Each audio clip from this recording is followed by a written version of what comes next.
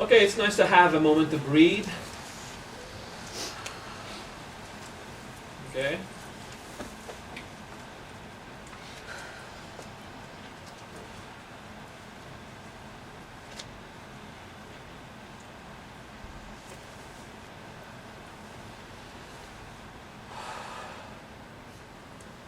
Of course, the Prabhava chakra is something much greater than we did.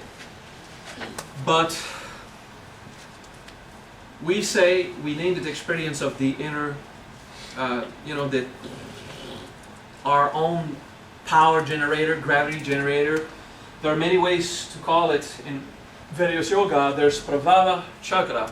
Prabhava in this continuous wheel of supreme generation of power. Okay, Prabhava is supreme generation. Okay, so the Prabhava chakra, for curiosity, is not necessarily creation, but it always emits, it always produces. So the side effect of that macrocosmic, microcosmic experience local inside, the divine act of God, if you want to say, we applied it to the divine act of God. The divine act of God, that I like to call the invocation of truth, it's much wider, but that's a very good application to have a direct experience of it. Okay, so the Prabhava chakra, the perpetual movement of supreme generation.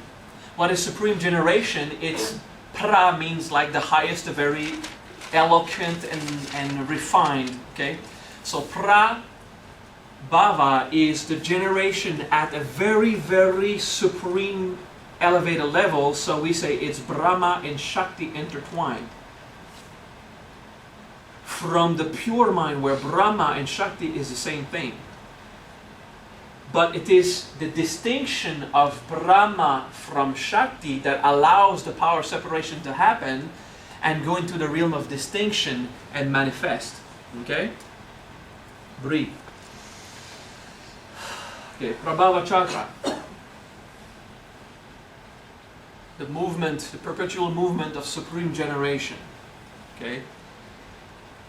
Please redefine bhava or generation. It's not necessarily creating matter, it's not necessarily manifestation. Okay? Bhava can just be the radiation that you emit. Okay?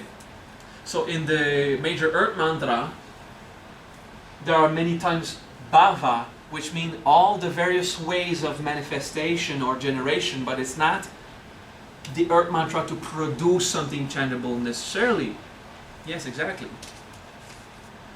Om Ahim Klim Sawam Sarahana Bhava Sayanuli Bhava Tripura Bhava Tigayuli Bhava Waripura Bhava Bhavanuli Bhava Paripura Bhava Bhavanuli Bhava Homa Ditiru Murugam Guru Guru Paramagurum Kumarana Kalamum Shanti Shanti Shanti Hi.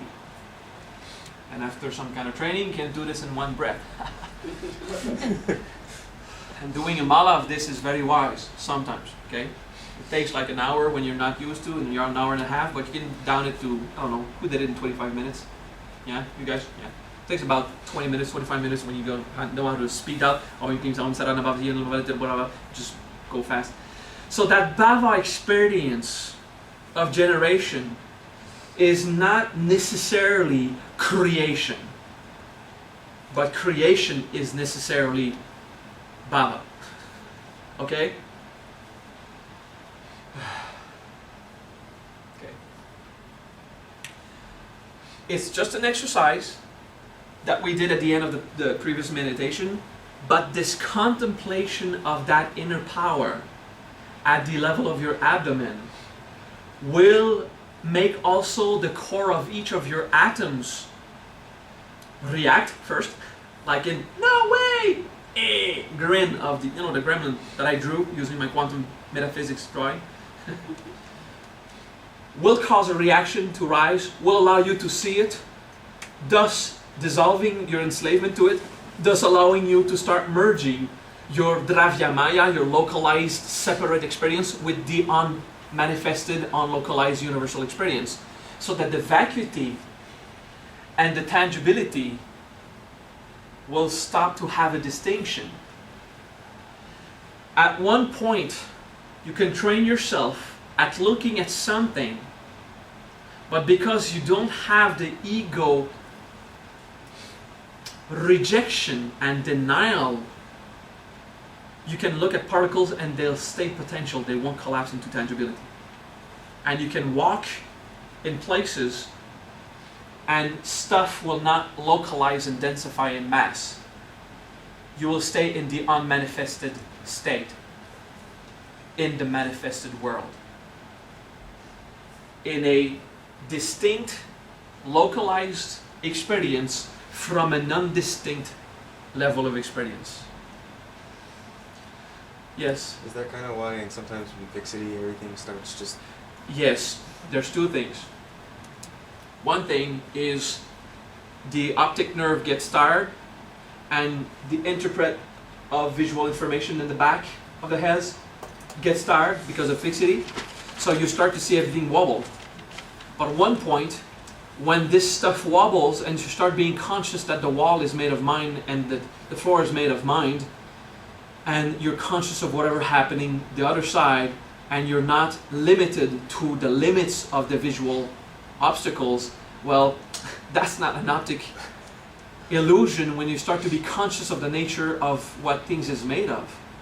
Okay? So when you start to see that stuff wobble, we can justify medically that it could be just your brain and your nerve being tired. Actually, it's your optic center supercharged by the true consciousness of what you observe. And stuff start to unlocalize.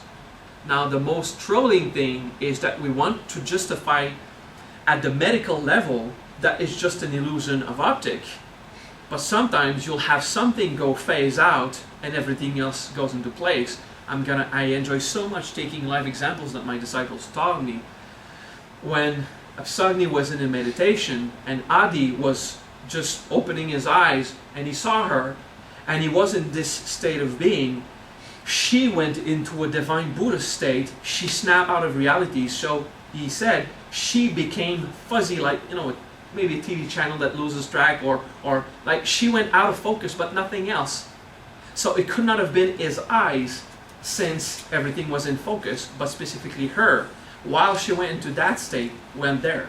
Okay? That was for him to know that when he has this feeling himself of going out of focus, he really does. You know, because I've seen you sometimes, and mostly the advanced meditators, go out, snap in and out of localized reality. But you're like absorbed in this vacuity, you know? So you're going to have these experiences of unlocalizing. And you were telling me personally, Matt, your experience at one point, you knew that you were at 3 localized space coordinate. You were here, here, and here, you know? And you experience existence unlocalized in a reassuring single position, and you freaked out.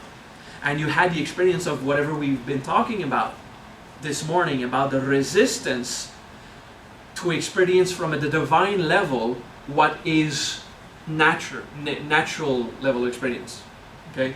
So I enjoy that you shared that, because when people share stuff, I prefer taking your experiences. If I tell you always by, I experienced this, I experienced that, you'll go, oh, of course it's Maha, he's a master, he does all this stuff. I want you guys to know that lots of students around you, after only 1 year, 2 year meditation and contemplation, integration of ego and everything, they do this.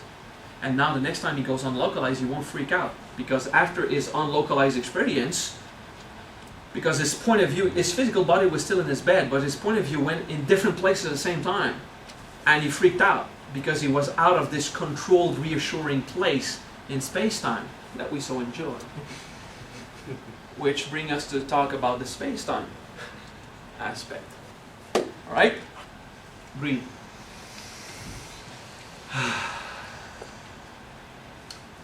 Deeper in quantum metaphysics.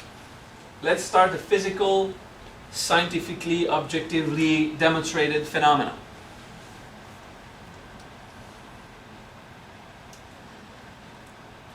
The faster we move in space, okay, distinction between the mechanical world and the quantum world. The quantum world is whatever is at the level of atoms and below in size. The mechanical world is whatever is bigger than agglomerations of atom and higher. So you throw a ball it goes in one direction in time. Okay? There's the ground, and you have a ball that you throw down, it goes boom and bounces. Okay? And because you throw a ball at the mechanical level, there is a now moment, and there's a now moment, and there are now moments forward in time as they were previously. Okay? So the ball is at a coordinate in space and time, and it will naturally move forward because the mechanical world moves forward in time. Well, of course, that's an illusion. Everything happens now.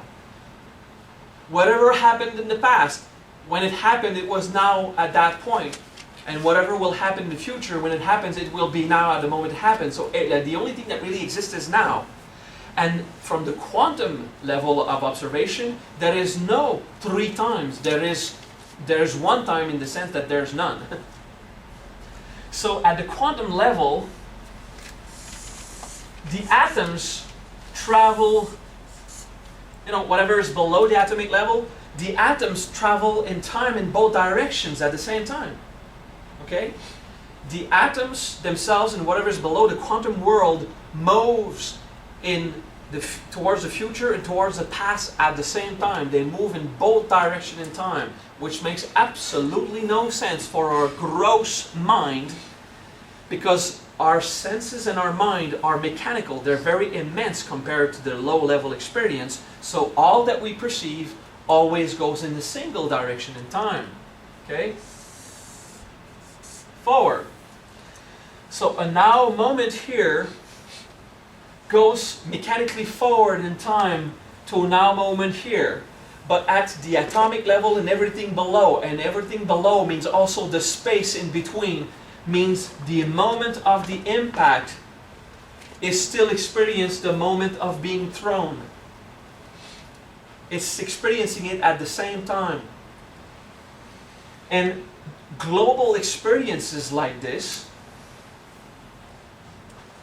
merge together to rise and then to lower, but not necessarily chronologically, okay? Not necessarily as it progresses, but of course we progress in time from the mechanical point of view, okay? We really do, because that's how nature is meant.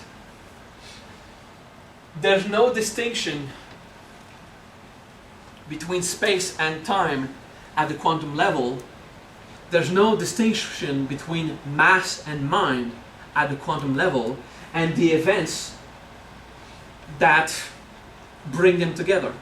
Okay? But at the mechanical level, a mass is something, mind is something else, and the events they go through is another thing. Okay? So that's something that you can contemplate on your own in time. Okay? Quantum entanglement. We experience attachment. Okay? We'll get back to this. Okay? We experience attachment as humans. And I told you, everything that is experienced as a human is experienced macrocosmically and microcosmically at the same time. So atoms experience attachment. When atoms are together, let's take 2 atoms that are exchanging an electron, okay? Like, I know it's still like the eyes of my spooky gremlin, but try to think of them as an atom, okay?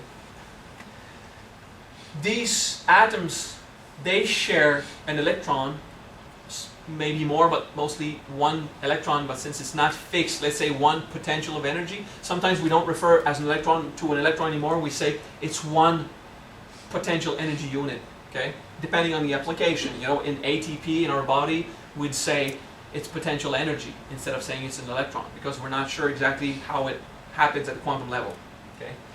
So, if 2 atoms spend very little time together, when they part ways, there's no attachment. It's just a meeting, chemical reaction, resplit, do something else.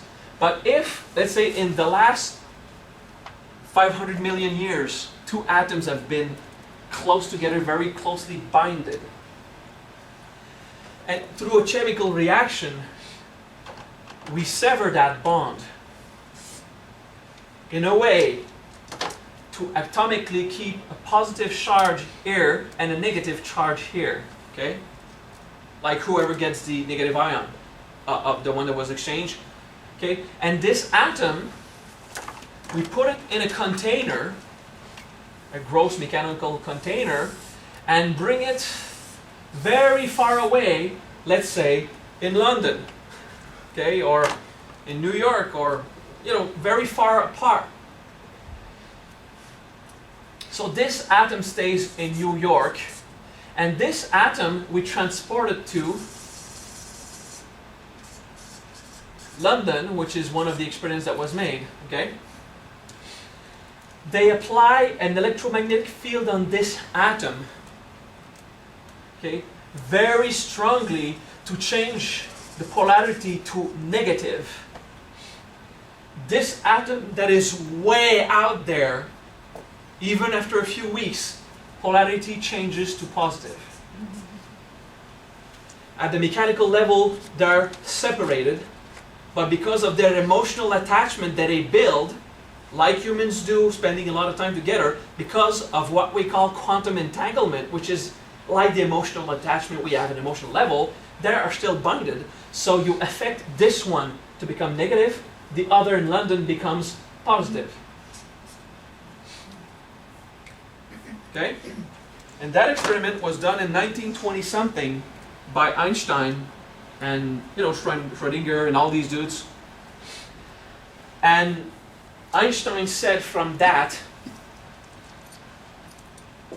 if we discover the depths of, well, he didn't say it exactly because I don't remember the words, but he says something like, because I know people who watch a movie and criticize, no, it was not exactly the same word. Well, who cares? It meant that.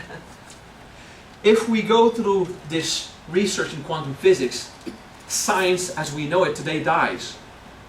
And that's very scary, because in quantum physics, spooky things happen. Okay, and that's exactly the words he used. Spooky things happen. I remember this phrase, which is pretty cool for great doctors in quantum physics to say in the early 1900s.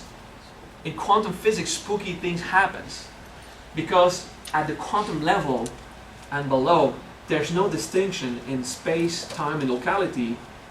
And atoms that got the time to attach to each other still have some kind of bond until they mourn and get used to the new bonds that it created with other atoms and then their other situations. Okay? So this is still science, except the emotional attachment thing that is certainly not scientific, but all about the change of polarity by splitting up atoms and still affect them. Atoms still want to stay together. And I was speaking to I will draw this, okay.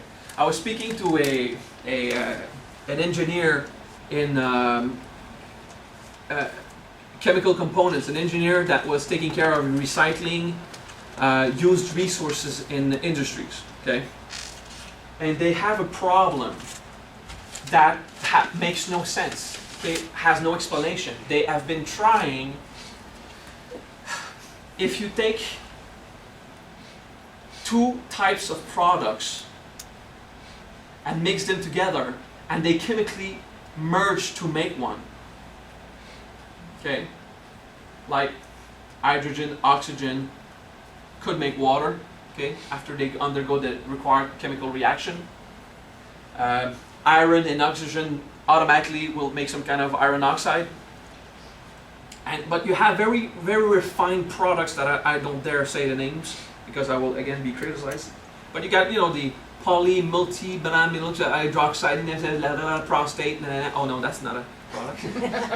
And you got this really complex chemical words. If you take these two products, now there is a way, like sulfuric acid, to separate the various components through, they have something called, I think it's electrolyte reactions, where you have a anode and cathode. Okay, let's say you have a positive charge, negative charge wire, and this is plugged onto some kind of big battery.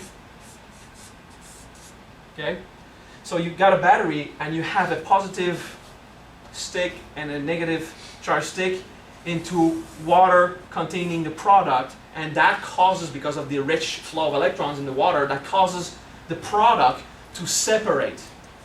You know, like different acids, different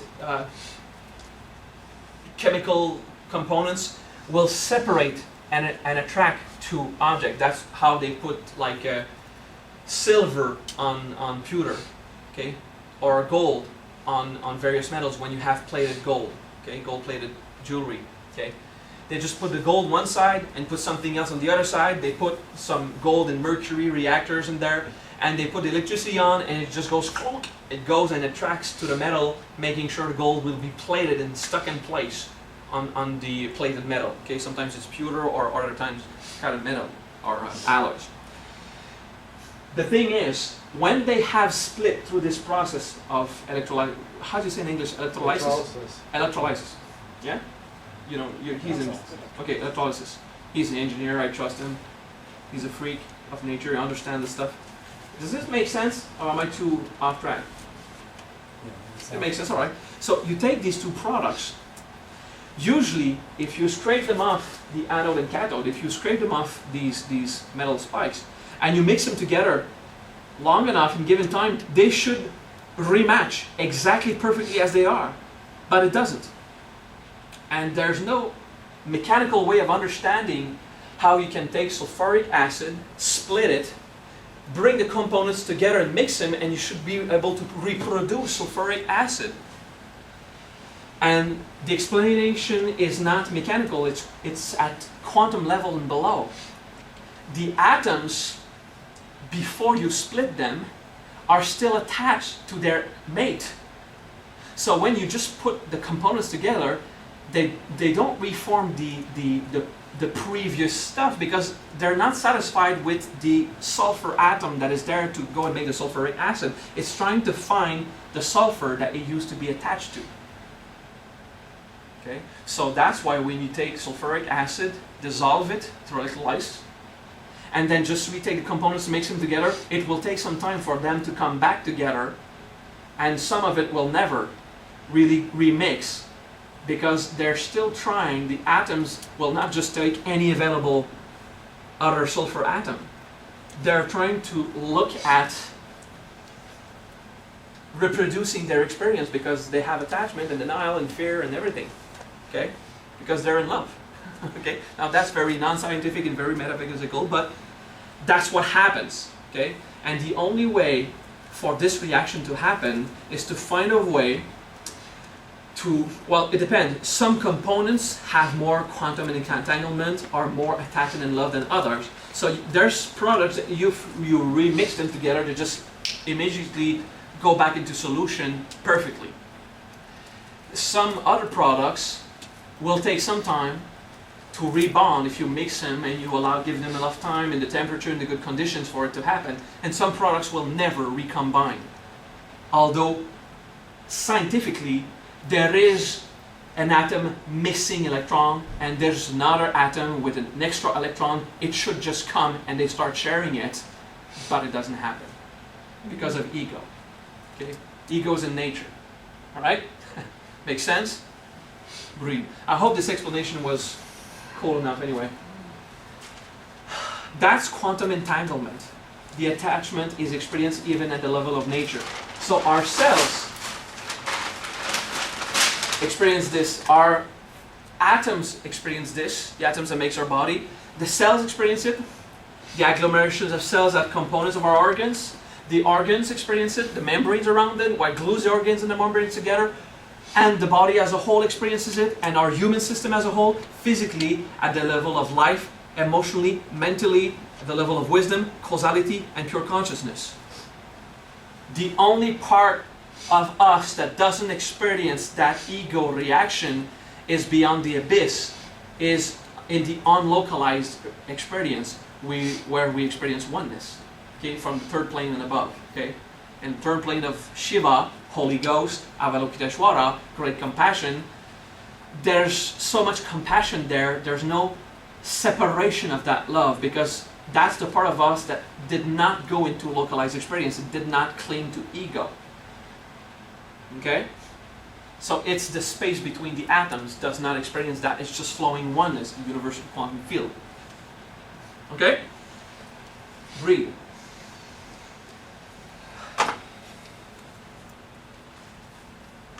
Another thing by Einstein, which is cool, which is what I wanted to get to. The faster you move in space, the slower you move in time. Okay? Because there's so much potential energy that can go into the mechanical world depending on its amount of reaction and resistance. So if you start to move in space, space will make this hole like this. Like this is a symbol, let's say, for space. Is there a symbol for space? Infinite space, we'd say. I just assumed it was, I haven't seen it, I don't know. Okay, and there's time. So, you know, it's like 6 o'clock, no, it's 7 o'clock or something, 8, maybe 7:30 with the bad. Anyway, that's a symbol of time. So the faster you move in space, the slower you move in time. Because there's so much movement, we would say Shiva, there's so much of Shiva, of interaction that can go into the mechanized world. So if we stand perfectly still, we advance in time, like everything else is advancing in time at the same rate. If we all stand still, you know, there's a point of standstill.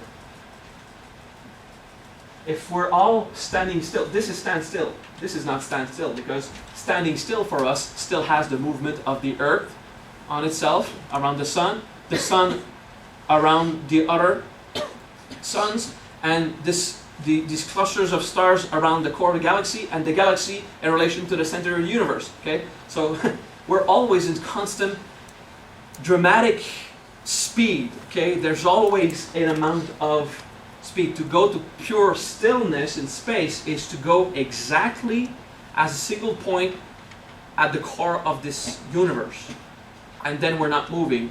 Okay, so we could say that the further away we are from the center of the universe, which is the case for our galaxy, we have, when we're standing still in like every one of you guys in this conference room, we still have some kind of potential movement being acting. Okay, so this is a standstill, so we have a certain amount of time. If from this place we start to move around the earth, or like to the cafe or to the grocery store, okay, then the amount of time that we spend lowers. Okay, the faster we move in space, the slower we advance in time. Okay. For example, the people in quantum physics, quantum physicists, we could say, is it a good word? Use 3 atomic clocks perfectly timed together. One in New York again, one in London, and one on a plane. And they were perfectly timed. And the one on the plane, taking off from from New York, landing into London, there was a lot of experience between the University of New York, that I don't remember which one, and another in London that I don't remember which one, but it's close to London. Anyway, they made that plane travel. The clock in the plane advanced in time slower, so when they compared it to the clock in New York and London, again, it was slightly late, because it moved more in space, being on the plane, so it advanced less in time. Okay, so that was repeated often, verified, and that is the most disturbing phenomena for the new GPS technology. Because every few moments, all the GPS satellites that we use have to rethink their time compared to each of their distance from the center of the Earth, surface of the Earth, and the amount of rotation they did. Because since they're further away from the Earth, they move a lot in space. So they progress less in time, and all the clocks of our GPSs up in the skies become late very quickly compared to the GPSs on the ground, in the roads, in the cars, driving. And that's actually one of the trials that they had to resolve. They didn't understand why, but when they started building the GPS, they had to start compensating for each of these GPS satellite, the global positioning system, for the clocks to adjust to the amount of time that we spend on the surface of the Earth, as opposed to the amount of time that is spent in outer space. Because it moves faster, it spends less time. So it was always off track, okay? So they have to readjust each of these satellites on a single universal clock. They'll say, okay, we'll trust them, they're accurate, and then re-give the signal back on Earth, which is different in their understanding of time of what goes on in the satellite. Okay, so that was a very troubling situation for the people who built the GPS system, and they really discovered it has much more influence than we think, this relativity thing. Okay, but that's cool to know that the biggest challenge for the GPS system was understanding the relativity system and how to apply it to a mechanical level so we can drive around and make it work, you know. So that's fun. The ratio, let's say, is like this.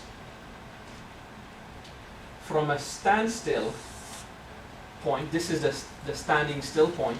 From a standstill point to move, the amount of time spent regarding movement is like this.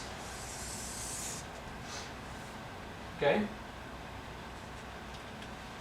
And that is the speed of light.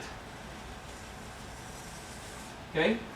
So the fastest we can go is the speed of light. And some people said, well, we thought the speed of sound was the fastest, and we went faster than the speed of sound. Then we imagined this or that speed.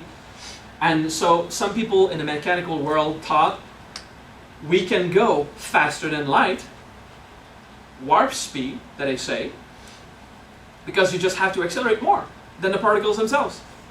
Well, because of the relativity phenomena, we can't. Because when you're in standstill, all your time is spent, all your movement is spent in time. So in the perfect standstill, let's say at the core of the universe, time advances so freaking fast. It's incredible. Where we are, we're almost, you see, the curve is just slightly pulling down because we're on the top of that. It's like more circular wave. So at the top of that circle, which actually is a perfect tangent, okay, like trigonometry. Okay. I drew it to fit my distances because it's not that accurate. But we're very close in the speed we spend time regarding the perfect standstill at the center of the universe, even though we're moving with galaxies and planets and everything. Okay? But the faster we advance in time, the slower we advance, the faster we advance in space, the slower we advance in time, at a point where we reach this perfect standstill at 99.99% of the speed of light. Okay?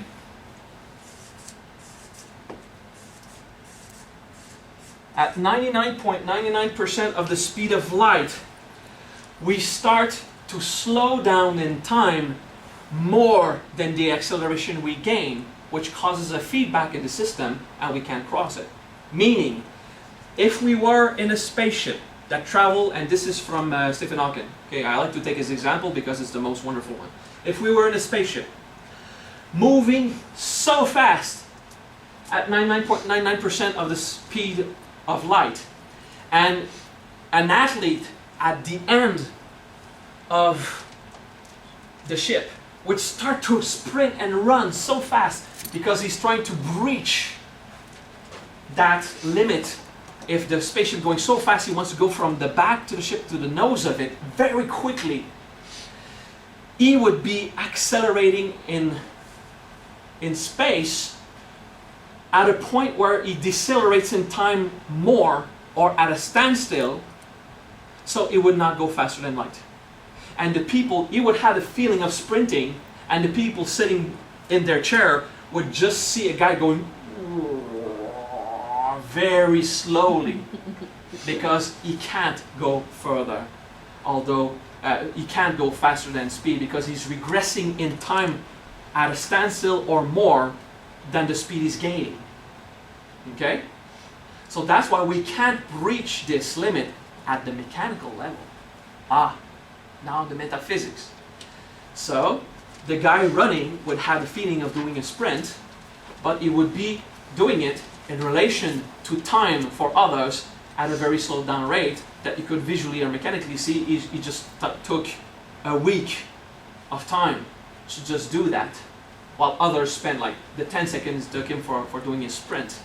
You know, it's just the place where time and space are so spent. That was the actual mechanical phenomena. This means that they actually built a time travel machine that works. They did it and they proved it. Okay? Simply by accelerating something so much that the time spared would be observable. If we go to 90% of the speed of light, let's say 90% is here, okay? If we go 90% to the speed of light, well, my graphic is inaccurate because at 90% of the speed of light, we're at 1:2 in ratio. So if we travel in space for 1 year at 90% the speed of light, 2 years is spent on Earth. So they want to refine this. You know, they calculated all the possibilities, what limits the scientific and the engineers and everything to do this kind of device now is the budget, because they would have to build a very powerful starship that would take 6 months to accelerate to that speed and then stay there for 4 years while the Earth would age 16 years. So people go for 4 years, move, and then back. They don't have to decelerate it, you just use a black hole to curve and come back at the same speed. And the 8 years spent in that shuttle, 16 years was spent on Earth, therefore, time machine. That cannot go back in time. Well, it's a forward only, okay? Now, what time is it? We're localized, so we need to... 11:45. Thank you. Now, why can't we go back in time? Because of the feedback. Okay? Again, I'm going to take Stephen Hawkins' example because it's a good one. Let's say you set yourself a time machine. You prepare yourself a pistol and you hop in the time machine to go back 2 minutes before and kill yourself.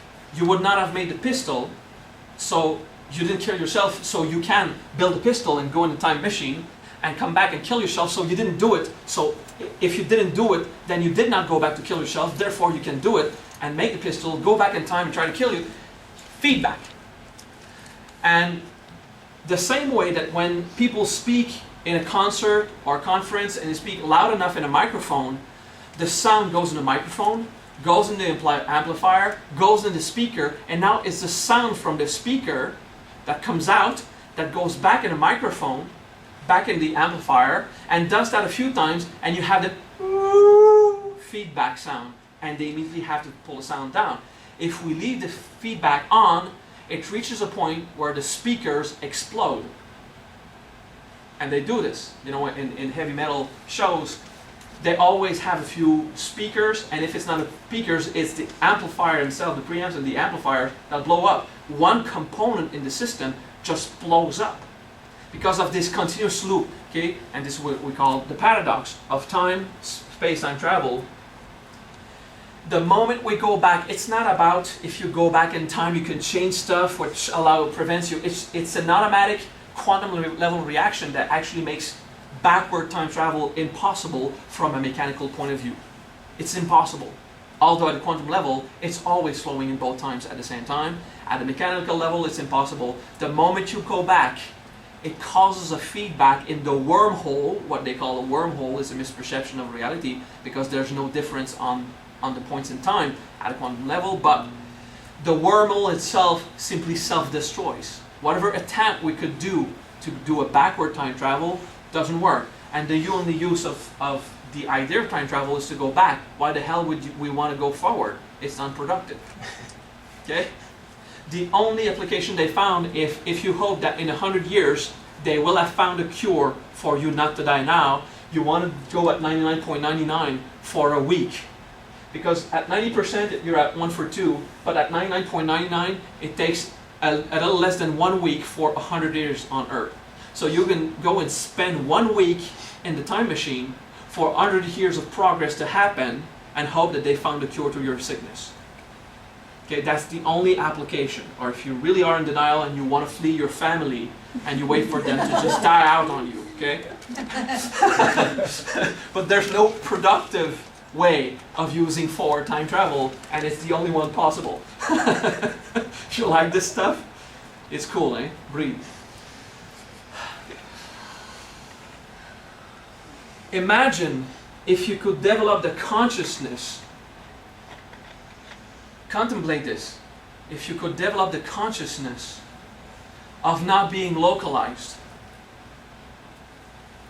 and instead of being mechanically speeding in space to advance a certain rate in time, you could be doing it standing still, going so fast from here from a point of view of non-locality.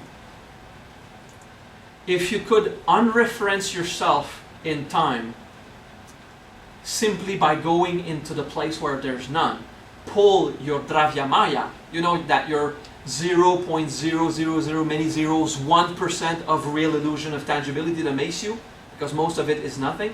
If you could pull that experience out of reality, in effect, contemplate the Dravyamaya, the appearance of the illusion of substantiality, until you remember it still is unsubstantial and in vacuity, you could do this entire phenomena without the use of mechanical acceleration and speed to slow yourself down in time. If you simply have the state of being and develop the power to physically incarnate this. Now, I've seen only one person do such a thing, so I'm going to use my examples that I tell you don't trust it, I could be inventing it. But anyway, I did it 2 times. Starting to run at like 100 miles an hour for a few seconds. Just boom, very fast. Well, apparently at that speed, only to those who were looking me from the outside. Because all I did was to go in that non-localized experience. I went into non-denial and simply decided what was my reference in time. Because I wasn't mechanically enslaved to nature, and I was 9 years old. Yeah, or 10. Anyway, and I did it once. I said, wow, I'm going to do it again. What would be so fun if someone could tell me, because of this nature of spirit, someone who could not handle it doesn't see you. So I was looking, making sure everyone looked, and the moment I start, everyone was looking elsewhere, when I was sure some people did it. So what I did is I went to the bench and sat after doing it for 2 times. And I contemplated. Is it illusion or not? I so much want to experience this, and I saw at the moment I taught it, one of my friends went vroom, very fast. Shunpo, like they say in ninjutsu. Okay, the fast stepping experience of just going there very quickly. So I went to see him and said, do you notice that you just went extremely fast? With no effort? You weren't even running, you were just imagining this experience? He said, yeah! He told me, yeah! I found it so cool. Sometimes I do this just because I pay attention to it. It happens. But no one ever told me. So my wish for having someone give me an outside input, let's say input about it, caused someone else to have this input regarding me, which allowed him to confirm to me I also did it. Because we were 2 people, I could actually observe another one doing it because I was not enslaved to the denial of that is not possible. Do you understand this? So it's a little story between me and a good acquaintance I had when I was 10 years old, or about that age. So we could share about this. And this is not the first supernatural phenomena I experienced, but it's the first one that I couldn't argue with my ego, which allowed me to always think and believe everything is possible if you know the experience of it. And if you contemplate this wisdom, you'll know how the Siddha and the Hindu yogi can really do cool supernatural stuff, because all that is required. Some people say all is required is for your mind to think more powerfully than how Brahma thought when he made nature. Just your mind becomes stronger than nature, you overrule it. But that's a misperception. All you have to do is go back to the mind of Brahma, and Brahma rethinks it. Go back to the non-manifested state of being while in the manifested universe, and rethink from the pure consciousness, and have another natural experience. Alright? You like this? You can unreference yourself in space and time. But that is so heavy for an ego, because of all the reactions we've been talking about, that first you need to dissolve that reaction. Okay?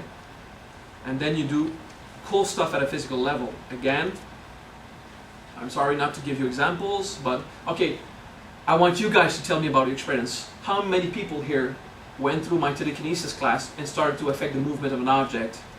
Raise your hands. Okay, you see, the other people that didn't go through this, if half the crowd lifted their hands, if only one guy did like this, you'd say, well, he's crazy, imagined doing telekinesis. But half of them raised their hands here. So you can imagine, well, maybe they're not so much fools because you know them and you can trust them, I think. Okay? And it's, you know, all these arguments about convection and the heat of the air and everything. If the object works in a fashion and the moment you think it, it starts to roll in the other direction, it's not convection. Because convection, if you don't move, nothing should happen. If you only change your state of mind and the state of the object's behavior changes also, it means that it has something to do with the mind. Okay, so that's my introduction to telekinesis. That, I think during that class, like on 47 people attending that class, there were 3 people not able to do anything. And there were a few people really agile at affecting the direction of the object. Yeah, you got it. You know, and Lucille, she said, I don't care anymore about that crap. It happens so easily. I might also want to mention that Karunavsa here experienced that her husband was dying. And she went into that Brahma state. And the husband was dying because from my vision as a clairvoyant, I knew he was dead. And I was close to her and saying, remember, at one point you'll have to let him go. You know, I was talking about your husband. Please, I was 2 years ago saying, tell your husband you appreciate it. You know, the life, the thing, I was trying to make sure he was going to have a wonderful last year, you know.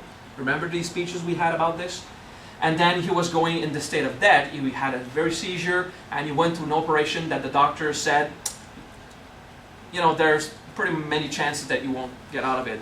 And it happened like if nothing was wrong. Because she went into a state of being. Of course, there's like, I don't know, 50 people started praying at that point who have a certain level of supernatural power.